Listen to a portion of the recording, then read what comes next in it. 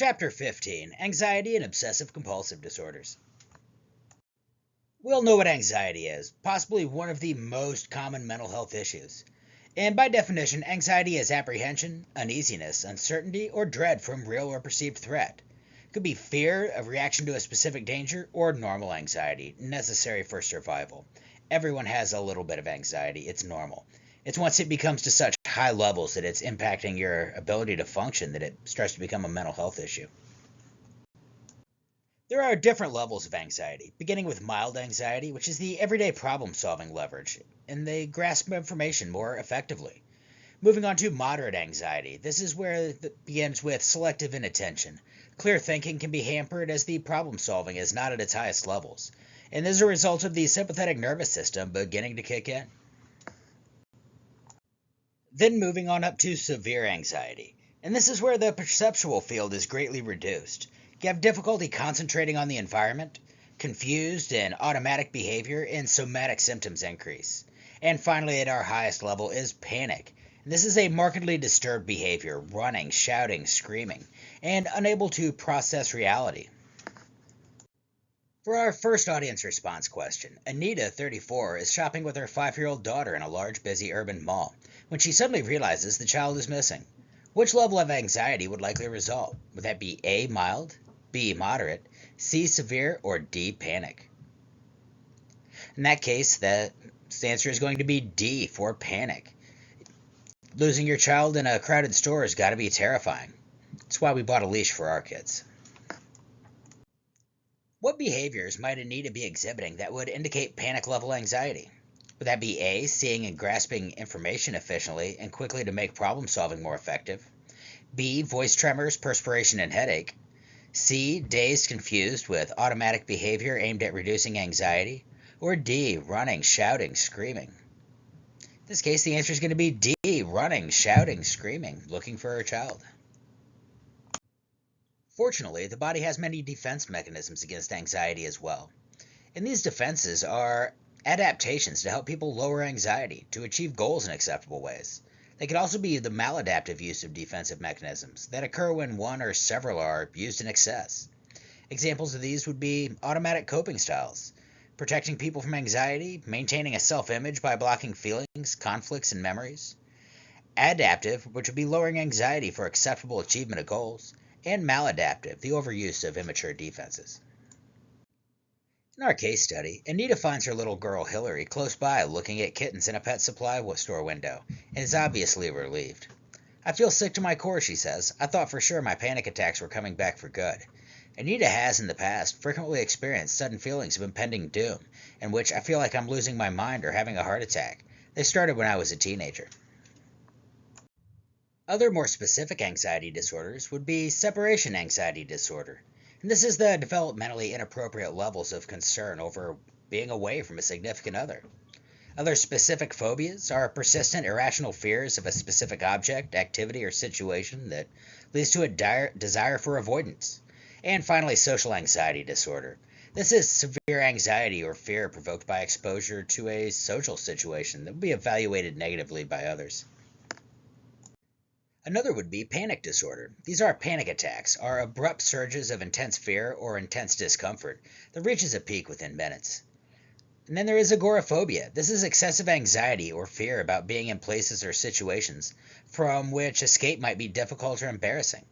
When people hear the word agoraphobia, it's often used in the term of people afraid to leave their home. But it could be a fear of a lot of different places. A fear of bridges, a fear of elevators could all be classified as agoraphobia as well. Next is generalized anxiety disorder, and this is excessive worry that lasts for months.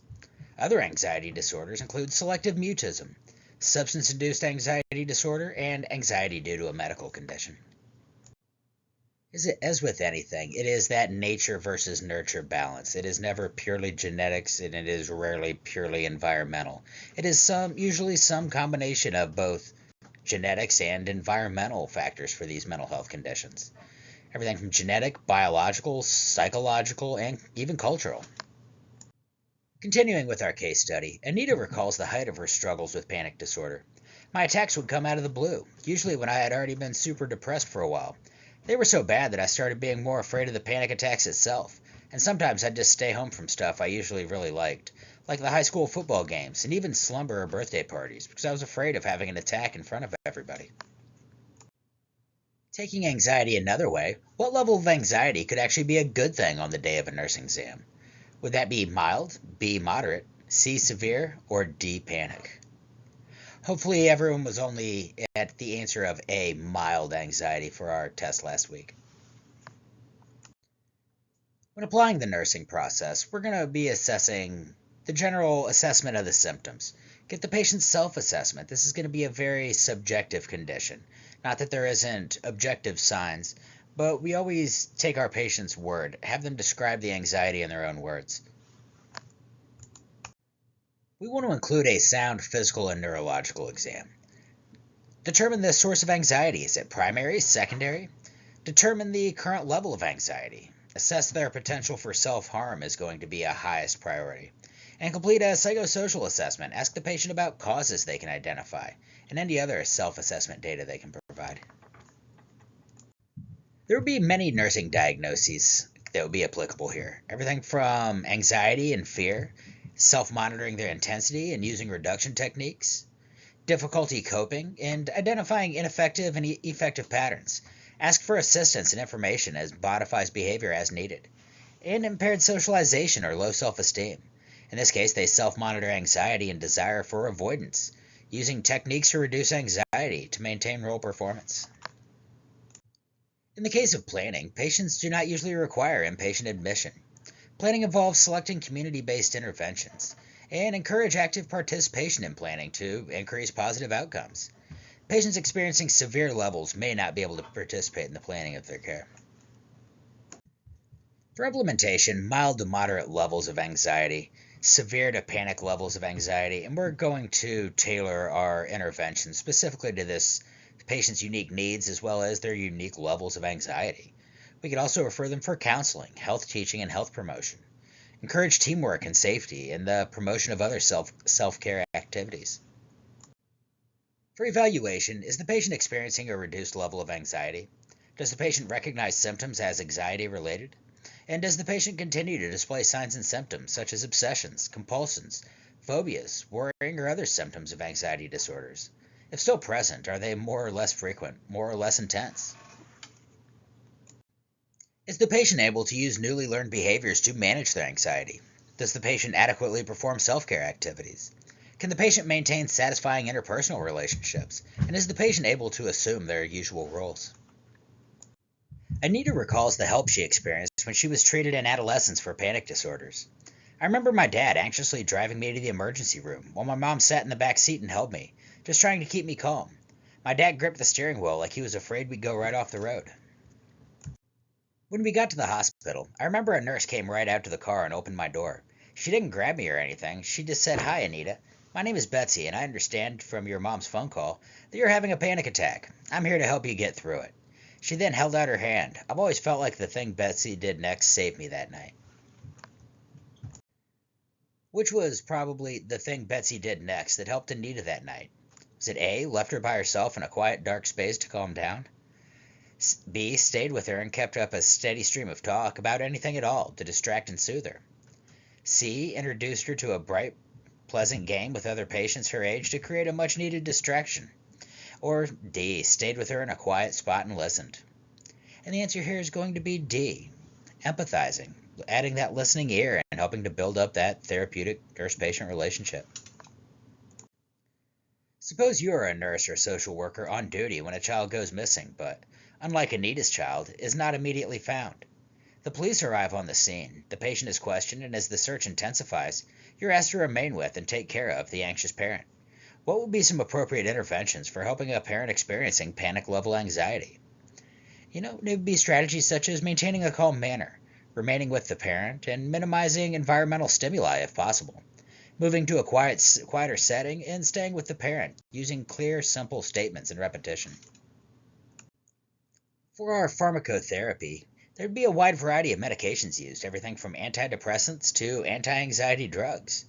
Other psychological therapies, such as, again, that cognitive behavioral therapy, which is very effective for a wide range of conditions.